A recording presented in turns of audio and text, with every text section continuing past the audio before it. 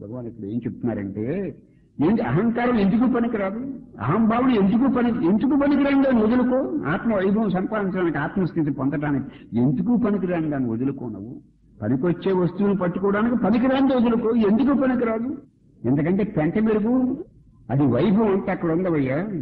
ఆ జ్ఞానం ఈ హృదయంలో ఉంది, జ్ఞాన గంగ. మీరు నదుల్లో స్నానాలు చేసి వస్తున్నారు, తీర్థాల్లో స్నానం చేసి వస్తున్నారు, గంగా నది, యమునా నది, గోదావరి నదిలో స్నానాలు చేసి వస్తున్నారు. నిజమైన తీర్థం ఎక్కడ ఉంది? నీ సౌహృదమే, నీ సద్బుద్ధి నిజమైన తీర్థం. మనం గంగా నదిలో స్నానం చేసి వస్తున్నాం, ఆ జలంలో స్నానం చేసి వస్తాం.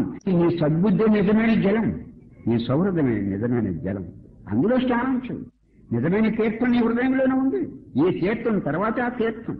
ఇక్కడ తీర్థం సంపాదించడానికి ఆ తీర్థంలో స్నానం. ఒక గొప్ప క్వాలిటీ, ఒక తీర్థం, ఒక గొప్ప గుణం, ఒక సంపద, ఒక గంగానది, ఒక గోదావరి నది, నదులన్నీ లోపల ఉన్నాయి. నీలో ఒక గొప్ప క్వాలిటీ, ఒక నదితోడు సమానం, ఒక నదిలో ఉన్న నీటితోడు సమానం. బయట కాదు తీర్థాలు. తీర్థం నిజమైన లోపల, తీర్థం నిజమైన గంగ, జ్ఞాన గంగ నీ లోపలే ఉంది. ఆ great qualities, good qualities, wonderful qualities, అవి కూడా సంపాదించుకుంటేనే వస్తాయి. సోమర్థనంగా ఉన్న వాళ్ళకి రావు. అంటే నువ్వు ఆ స్థితి నాది, నీ లోపలే ఉంది ఆ స్థితి. నువ్వు కొత్తగా పొందేది కదా, నువ్వు అది అయ్యి ఉన్నావు. నీ లోపల వైభవం నీకుంది. దానికి ఏదో బయట వస్తువులు అర్పించుకోవడం కాదు.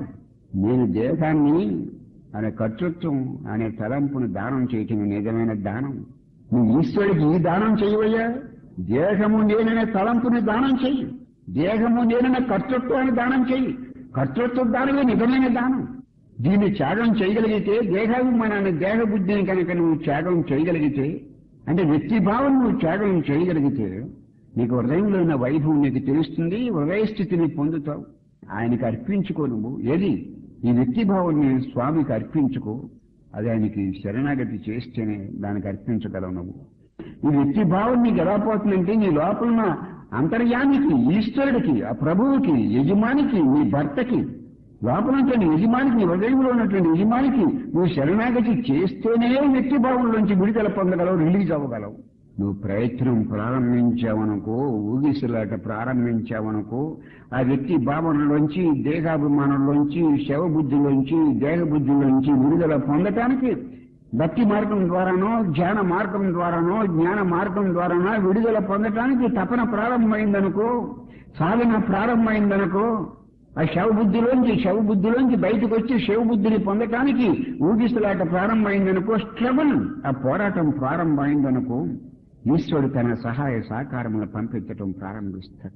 నువ్వు ఎప్పుడైతే నీ ప్రయత్నం ప్రాపర్గా చేయటం ప్రారంభించావో, నువ్వు పోరాటం ఎప్పుడైతే ప్రారంభించావో, నీ లోపల నుంచి నిజమైన వేదన, సఫరింగ్ ఎప్పుడైతే వస్తుందో, అప్పుడు ఈశ్వరుడు సోమరిగా ఉండడు. ఎప్పుడు ఆయన సహాయ సహకారాన్ని నువ్వు పోరాటం ప్రారంభించు.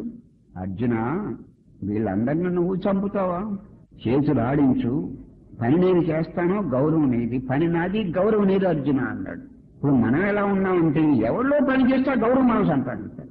పని ఎవరో చేస్తే వాడు చేశాడు, ఇది ఎప్పుడు నేనే చేశాను అంటాడు.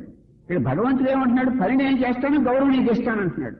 అది దైవీ సంపదలో అది ఒక లక్షణం, దైవీ గుణాల్లో అది ఒకటి. అర్జునుడు చేతులు ఆడించు, యుద్ధం చేస్తున్నట్టు నటించు. నిమిత్త మాత్రం భవ సవి సాక్షిని. ఇక నువ్వు నిమిత్త మాత్రంగా బాణాలు విడిచిపెడుతున్నట్టు అలా కనిపించు. నువ్వు వీళ్ళ భీష్ముణ్ణి, ద్రోణాచార్యుడిని, కర్ణుణ్ణి, వీరుల్ని, మహావీరుల్ని, సైన్యాధిపతిని నువ్వు చంపకముందు చంపి కోగులు పెట్టి ఉంచు. నువ్వు ఒకవేళ యుద్ధం చేయకపోయినా వాడు చచ్చిపోతాడు. ఇంటింటికి వెళ్ళి ఎంతమందిని చంపుతామని ఈ జనాన్ని అందరినీ ఇక్కడ పోయేసుకొచ్చాం. యుద్ధం అంటే అర్థం ఏంటంటే, ఇంటింటికి వెళ్ళి ఎంతమంది చంపుతాడు. కృష్ణుడు ఇంటింటికి వెళ్ళి అంత చంపడం కదా. అంటే యుద్ధం పేరు చేస్తే అక్కడ పోగలుగుతారుగా, ఒకసారి చంపేయచ్చు. అదే యుద్ధం.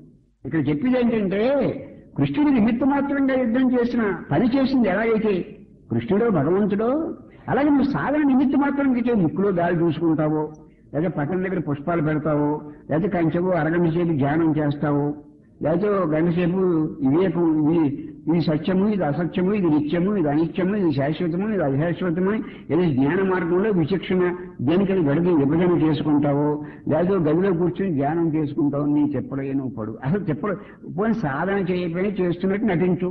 నువ్వు సాధన సిన్సియర్గా చేయకపోయినా చేస్తున్నట్టు నటించిపోను. అదే నేను వంపు పెట్టుకుని నేను ఇంటర్వ్యూ అవుతాను. నిజంగా చేస్తే మంచిదే, కొన్ని కనీసం నటించండి. మనం మంచి వాళ్ళ దగ్గరికి వెళ్ళి సరదా కూర్చున్నా సరిపోతుంది. ఇప్పుడు నిజంగా స్నేహం చేసి ఉద్దేశం లేకపోయినా సహృదమైన వాళ్ళ దగ్గరికి వెళ్ళి సద్బుద్ధి ఉన్న వాళ్ళ దగ్గరికి వెళ్ళి వాళ్ళతో మనకు పెద్ద ప్రేమ లేకపోయినా వాళ్ళ దగ్గర సరదాకి వెళ్ళి కూర్చున్నా వాళ్ళ యొక్క వైబ్రేషన్స్ మన మీద పనిచేస్తాయి.